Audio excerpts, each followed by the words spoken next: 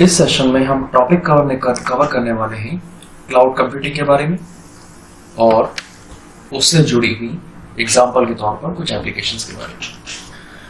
यदि कोई इंटरनेट के माध्यम से कोई सर्विस प्रदान करता है तो उसे क्लाउड कंप्यूटिंग कहते हैं।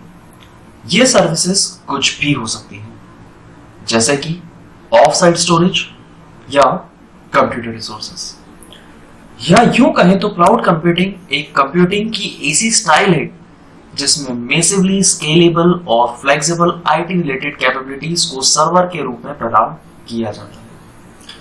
अब मैं इनको आसान भाषा में समझाता हूं। इंटरनेट के थ्रू मिलने वाली सर्विसेज बहुत सारी, जैसे आपको डेटा प्लान मिलता है, ये भी एक इंटरनेट सर्विस है। आप फोन लगाते हैं किसी को, ये भी एक तरह की आईटी सर्विसेज है। लेकिन यहां बात हो रही है ऑफ साइट स्टोरेज के बारे में। ऑफ साइट स्टोरेज यानी कि सर्वर स्पेस। सर्वर स्पेस यानी कि कहने का यह मतलब है कि हमारे पास पेन ड्राइव होती है जिसमें हम अपना डेटा रखते हैं। अब पेन ड्राइव में रखा हुआ डेटा अगर आपको किसी दूसरी जगह ले जाना है तो वो पेन ड्राइव को आपको जाहिर सी बात है साथ लेके जाना पड़ेगा, खुद ब खुद तो आपके साथ जाएगी नहीं। लेकिन क्लाउड कंप्यूटिंग में ऑफ साइट स्टोरेज एक ऐसा कॉन्सेप्ट है जिसमें आपको इंटरनेट पर कुछ परसेंट या कुछ जीबी में स्पेस दिया जाएगा, आपको परचेस करना होगा। उस स्पेस में आप अपना जो डेटा रखना चाहे वो रखें लॉग इन करके। माना आपके पास एक 4 जीबी की पेन ड्राइव है, आपने 4 जीबी का वेब स्पेस ले लिया। अब उस 4 जीबी के वेब स्पेस में आपने अपना निजी डेटा को रखा। आमतौर पर लोग वेबसाइट अपलोड करते हैं और आप अपना खुद का डेटा भी रख सकते हैं, जैसे गूगल ड्राइव है। अब जिस जगह पे आपको वो डेटा निकालना है तो आप वहां पर अपनी उसी आई प्लेटफॉर्म पर लॉगिन करें और डेटा को डाउनलोड कर लें। तो कहने का यह मतलब है कि एक ऐसा कंप्यूटिंग जो निरंतर रूप से आपके साथ बना रहेगा, जैसे हमारे सर पे ऊपर बादल होते हैं आसमान में, वो हमारे साथ ही रहते हैं। तो ये डेटा भी आपके साथ बना रहेगा। जहां जरूरत पड़े आप इंटरनेट से अपने डिवाइस को कनेक्ट करें, उस प्लेटफॉर्म पे लॉगिन करें और डेटा को डाउनलोड करें। आगे बढ़ते हैं। इंटरनेट टेक्नोलॉजी की मदद से इन सर्विसेज में infrastructure, platform, application, storage space जैसी सुविधा उपलब्ध है। इसमें यूजर अपने जरूरत के हिसाब से सर्विसेज का इस्तेमाल करते हैं और उन्हीं सर्विसेज के पैसे देते हैं जिनका वह इस्तेमाल करते हैं। इसके लिए उन्हें खुद का इंफ्रास्ट्रक्चर बनाने की कोई जरूरत नहीं है। कहने का मतलब है अगर आपको इस तरह की फैसिलिटी चाहिए तो आपको खुद का कोई प्लेटफॉर्म वगैरह कुछ नहीं बनाना है, आपको बस रिन्यूएबल अमाउंट पे करना है। लेकिन एक छोटे से मैं यहाँ पे बात बताऊंगा। यदि हमने एग्जांपल पेन ड्राइव का लिया था तो हमें पेन ड्राइव जब मार्केट से खरीदनी होती है तो उसका पैसा केवल एक ही बार देना होता है। फिर भविष्य में आपको उसकी रॉयल्टी देने की कभी जरूरत नहीं है। मतलब आपने पैसा दिया, पेन ड्राइव आपने शॉपकीपर से ली, वह पेन ड्राइव जीवन भर आपकी हुई। सही है तो भी आपकी, खराब है तो भी आपकी। अब आपका कोई लेना देना शेष नहीं बचा। एक प्रैक्टिकल बात बता, लेकिन वेब स्पेस कभी खरीदा नहीं जाता, यहां पर आपको रेंटल अमाउंट पे करना होता है। किसको पे करना होता है? जिसके सर्वर में आप ये डेटा स्टोर कर रहे हैं। तो वहां पर आप 1 महीने से लेके 1 साल, 3 साल, 5 साल, 10 साल तक का रिन्यूएबल अमाउंट पे करें। यदि आप आपका अमाउंट पे करना बंद करते हैं तो ये जाहिर सी बात है आपको वो सर्विस मिलना बंद हो जाएगी। सारा डेटा या तो आपको निकालने का बोल दिया जाएगा, निकालना चाहे तो आप निकालें, नहीं तो फिर वो डिलीट करके डिस्ट्रॉय कर दें। आगे बात करते हैं गूगल प्ले स्टोर के बारे में। ये भी एक तरह का क्लाउड कंप्यूटिंग है जिसमें डेवलपर्स अपनी एप्लीकेशंस को बना के क्लाउड पे रख देते हैं और जिसको जो एप्लीकेशन पसंद आती है या जिसको जिस एप्लीकेशन की जरूरत होती है तो वह उसे अपने एंड्रॉइड डिवाइस में डाउनलोड और इंस्टॉल करता है। गूगल प्ले स्टोर एक ऐसा एप्लीकेशन है जो एंड्रॉइड यूजर के लिए। यहां पर वही एप्लीकेशंस आपको मिलेंगी जो केवल एंड्रॉइड में चल सकती हैं। तो शुरू करते हैं।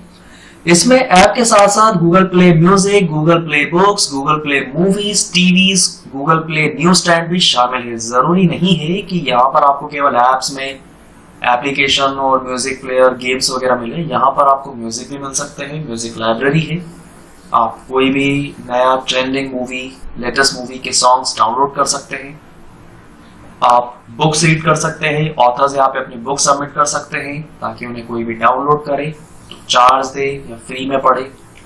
मूवीज भी आप यहाँ से परचेज कर सकते हैं, आप ऑनलाइन टीवीज देख सकते हैं, डेली न्यूज़पेपर पढ़ सकते हैं, अलग अलग लैंग्वेजेस के आपको यहाँ मिलेंगे, अलग अलग कंट्रीज के भी न्यूज़पेपर आपको यहाँ पर मिलेंगे। इसमें आप सभी ऐप्स को अपनी एंड्रॉइड डिवाइस पर मैनुअली डाउनलोड और इंस्टॉल कर सकते हैं। आपकी जानकारी के लिए बता दूं कि यह ऐप्स या कोई दूसरा डिजिटल प्रोडक्ट जो कि यहाँ पर लिस्टेड होता है वो या तो फ्री होता है या तो पेड होता है, ये बात शायद हम सब जानते ही हैं। मतलब कि कुछ ऐप्स को आप फ्रीली डाउनलोड कर सकते हैं और कुछ को इस्तेमाल करने के लिए आपको पैसे का भुगतान करना होता है। ठीक उसी तरह है एप्पल स्टोर। एप्पल स्टोर में आपको भी ऐप सारी चीजें मिलने वाली हैं जो गूगल प्ले स्टोर देता है, लेकिन ये एप्पल यूजर के लिए है। जैसे हम एंड्रॉइड ऐप्स को डाउनलोड करने के लिए गूगल प्ले स्टोर का इस्तेमाल करते हैं, वैसे ही एप्पल स्टोर से अगर कुछ भी डाउनलोड करना होता है तो हमें एप्पल आईडी की जरूरत होती है। जैसे हम गूगल स्टोर पर बिना लॉगिन किए कुछ भी डाउनलोड नहीं कर सकते हैं, वैसे ही एप्पल स्टोर से बिना एप्पल आईडी के कुछ भी डाउनलोड नहीं कर सकते, चाहे वो ऐप्स फ्री ही क्यों ना हो। ये दोनों ही स्टोर्स की मैंडेटरी प्रोसेस है, आपको यहाँ पे लॉगिन करना ही होगा। यदि लॉगिन नहीं करेंगे तो आपको कुछ नहीं मिलने वाला। आगे बात करते हैं IoT के बारे में। IoT का फुल फॉर्म होता है इंटरनेट ऑफ थिंग्स। पहले इसकी थ्योरी बताता हूं, फिर आपको प्रैक्टिकल एक्सप्लेन करूंगा। बहुत सिंपल सी चीज है। इसका पूरा नाम इंटरनेट ऑफ थिंग है, IoT का। इसमें आप अपने दैनिक जीवन में उपयोग की जाने वाली सभी चीजों को स्विच के ऑन और ऑफ से कंट्रोल हो जाती है। उन सभी को इंटरनेट से कनेक्ट कर दिया जाता है। फिर वह एक दूसरे से कनेक्टेड हो सके तो कैसे होगा? आपके दैनिक जीवन में उपयोग किए जाने वाले उपकरणों में आपका smartphone, coffee maker, washing machine, headphone, wearable device और बहुत कुछ हो सकता है। अगर हम इसे साधारण भाषा में समझें तो IoT एक ऐसा कॉन्सेप्ट है जिसमें चीजें एक दूसरे से या किसी दूसरे उपकरण के साथ कम्युनिकेट करती हैं। बेहद सिंपल सा एग्जांपल है कि अपने मोबाइल फोन को चीजों से, घर में रखी चीजों से कनेक्ट कर देना। जैसे हमारे घर में लगा AC मोबाइल से कनेक्ट हो जाता है। भाई आप चाहते हैं कि घर पहुंचने से पहले आपके रूम का जो टेम्परेचर है वो थोड़ा नॉर्मल हो जाए, तो आप घर पहुंचने से कुछ 1, 2, 3 मिनट पहले ही अपने AC को कंट्रोल कर सकते हैं ताकि वह उस तरह का एनवायरनमेंट आपके रूम में जनरेट हो जाए। दूसरा, हम अपने मोबाइल फोन को अपनी वेयरेबल वॉचेस, रिस्ट वॉच, हाथ में घड़ी से कनेक्ट करते हैं ताकि हम उस घड़ी में टाइम के अलावा यह भी देख सके कि हमें कौन कॉल कर रहा है या किसका मैसेज आया है, और वो हमारे पल्स रेट वगैरह भी बताता है, ट्रैकिंग भी बताता है कि हमने दिन भर में कितना चला है। यह सारी ट्रैकिंग भी हमें वो सुविधा देता है। हम अपने हेडफोन्स को कनेक्ट कर सकते हैं, वायरलेस स्पीकर को कनेक्ट कर सकते हैं, म्यूजिक प्ले करा कनेक्ट हुआ, स्मार्ट टीवी को कनेक्ट कर सकते हैं। आज के पहले जमाने में यही सारी चीजें होती थी। घर में टीवी होती थी, म्यूजिक सिस्टम होता था, AC ज्यादा पहले नहीं तो होता था IoT से पहले, तो उनके लिए एक सेपरेट रिमोट होते थे। टीवी को कंट्रोल करना उसका अलग रिमोट, AC को कंट्रोल करना उसका अलग रिमोट, म्यूजिक प्लेयर के लिए रिमोट वाला तो ठीक है, नहीं तो खुद जाके उसको ऑपरेट करो। लेकिन आज एक ऐसा समय आ चुका है जिसमें आपको अलग अलग रिमोट को संभालने की कोई जरूरत नहीं है। आप उन सभी अलग अलग डिवाइसेस को अपने एक ही मोबाइल से ऑपरेट कर सकते हैं। तो ये था IoT। अब मैं आपको बात बताने जा रहा हूं बिग डेटा के बारे में। समझेंगे इसको। क्लाउड कंप्यूटिंग में बहुत से ऐसे टूल उपलब्ध हैं जो आपके डेटा का विश्लेषण बहुत सटीक तरीके से करते हैं। इसमें डेटा के अनुसार आपकी कंपनी की ताकत, जोखिम आदि का सही विश्लेषण कर आपको देता है, जो कोई भी बड़ी कंपनी के लिए बहुत सहायक है। हैडोप, कसाटा आदि कंपनियां इस प्रकार के कार्य को करती है। बिग डेटा एक प्रकार का टूल है जो कंपनी द्वारा इस्तेमाल किया जाता है। अब बात आती काम करता क्या है। समय के साथ साथ व्यक्तियों की जानकारियां बढ़ती जा रही हैं और वह इंटरनेट पर अपनी अपनी जगह बनाती जा रही है। समय के साथ कह सकते हैं तो इंटरनेट के क्लाउड पर लोड बढ़ता जा रहा है। तो जितना ज्यादा डेटा होगा, एप्लीकेशंस को उस डेटा में से जानकारी निकालना उतना ही मुश्किल होने वाला है, क्योंकि जानकारी कई सारी है।